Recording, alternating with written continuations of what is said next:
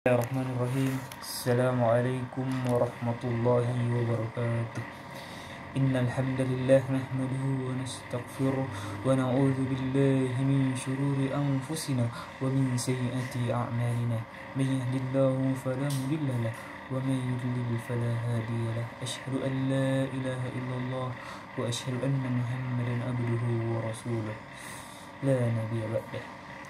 Pertama-tama, marilah kita mengucapkan puji dan syukur kehadirat Allah Subhanahu wa Ta'ala yang telah melimpahkan nikmat karunia agar kita bisa berkumpul di rumah ini. Salam serta salawat tak lupa pula kita kirimkan kepada baginda Muhammad sallallahu alaihi wasallam. Allahumma shalli wa sallim, yang telah menyampaikan firman-firman Allah Subhanahu wa Ta'ala kepada kita sehingga kita bisa hidup beriman dan Islam. Semoga kelak di hari yaumil akhir kita semua mendapat syafaat dari beliau, amin ya rabbal alamin. Bapak-bapak, ibu-ibu yang saya hormati, pada hari ini kita semua datang memenuhi undangan Bapak Alimin dan Ibu Andari dalam rangka pelepasan mereka berangkat ke tanah suci Makkah Al-Mukarramah. Sepasang suami istri ini termasuk hamba Allah yang diistimewakan. Tidak banyak hamba yang bisa terpilih untuk menunaikan ibadah haji ke tanah suci Makkah Al-Mukarramah. Kenapa demikian?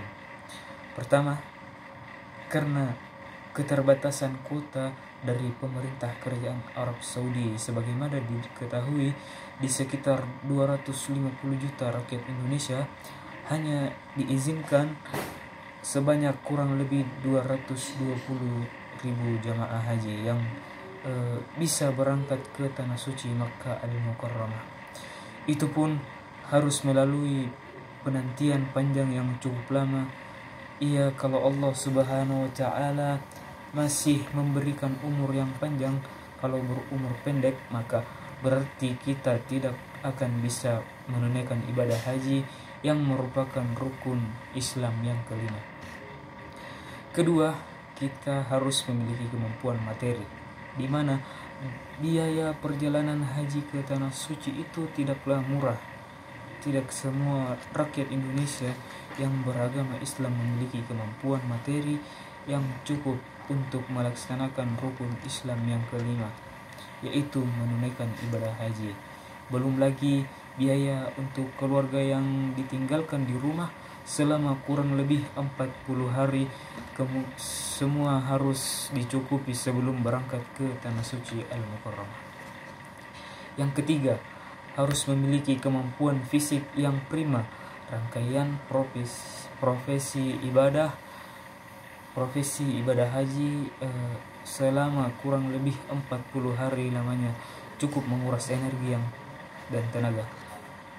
Dimulai dari persiapan di Indonesia sampai melaksanakan tawaf, sa'i, dan melempar jumroh. Saat di tanah suci pasti timbul keinginan untuk tetap melakukan ibadah sholat fardu serta sholat sunnahnya di Masjidil Haram ataupun Masjid Nabawi. Setiap waktu ini akan sangat membutuhkan kesehatan dan fisik yang prima bagi setiap calon jemaah haji. Bapak Ibu yang diberkahi oleh Allah Subhanahu wa Ta'ala, sungguh beruntunglah Bapak Alimin dan Ibu Andari bisa menunaikan ibadah haji ke tanah suci pada hari ini. Untuk mewakili para tamu dan undangan yang hadir di sini, saya mengucapkan selamat jalan menunaikan ibadah haji.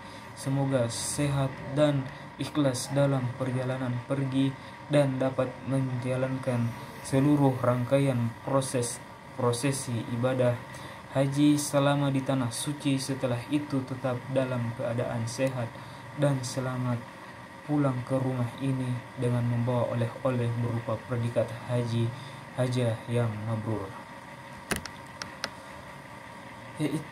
Bapak-bapak, ibu-ibu yang dikasihi oleh Allah Subhanahu wa Ta'ala, Bagi yang belum terpilih untuk menunaikan ibadah haji ke tanah suci, jangan putus asa.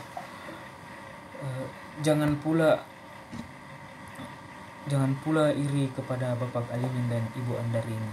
Tetaplah berdoa dan berusaha dengan jalan